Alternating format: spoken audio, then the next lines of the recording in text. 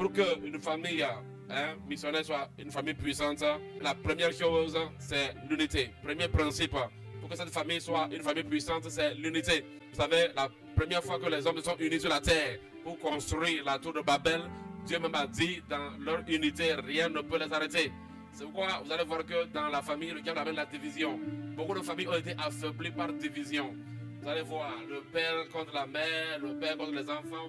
Ça veut dire que le diable amène la division. Là où il y a la division, la famille est affaiblie. Est-ce que vous comprenez? Donc pour qu'une famille missionnaire soit puissante, il faut que la famille opère dans l'unité. Et dans l'unité, vraiment, on célèbre aussi la différence. On célèbre aussi la grâce. Ouais. C'est-à-dire que mon frère est fort en mathématiques, moi je suis fort en biologie, on peut se compenser, on peut s'entraider afin que chacun, alléluia, soit efficace. Mais souvent, vous allez voir, quand le diable amène la division, vous allez voir que donc, dans la famille, qu'est-ce qu'il va créer? Il va créer la jalousie. Quand vous prenez par exemple la famille de Jacob, vous voyez les 12 enfants de Jacob, vous allez voir que chaque enfant, l'étoile de chaque enfant, Dieu a suscité chaque enfant pour aider la famille.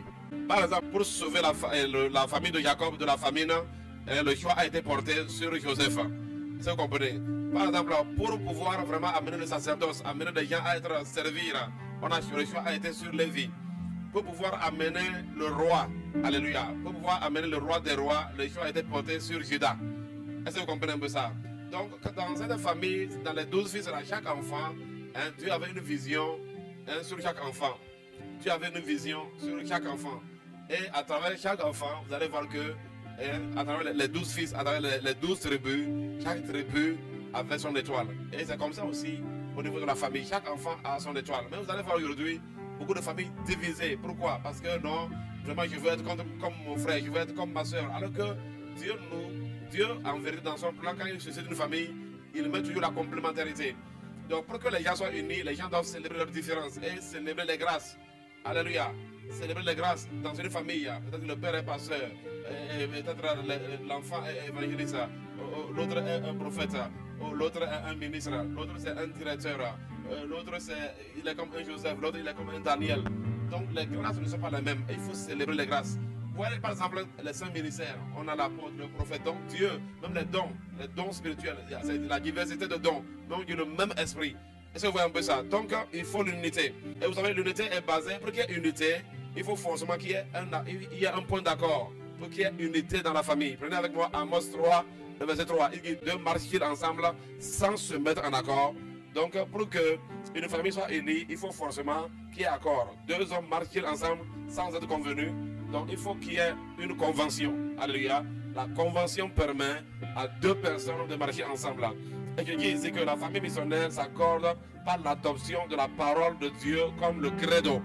Donc pour qu'une famille missionnaire soit unie, il faut que la famille missionnaire puisse adopter la parole de Dieu comme le credo, c'est-à-dire que comme la profession de foi ou même encore la confession de foi. Donc la Bible doit être la confession de foi, c'est-à-dire que le fondement de la foi de chaque membre de cette famille missionnaire doit être vraiment la Bible. Alléluia. C'est-à-dire que la Bible doit être la référence, la Bible doit être le repère pour une famille missionnaire qui veut être unie. Ouais, souvent c'est la rébellion. Quand les gens sont rebelles, l'autre est dans son coin, l'autre veut faire ce qu'il veut. Mais si tout le monde dans la famille missionnaire s'applique pour pouvoir marcher dans la volonté de Dieu, ça sera une famille vraiment missionnaire unie.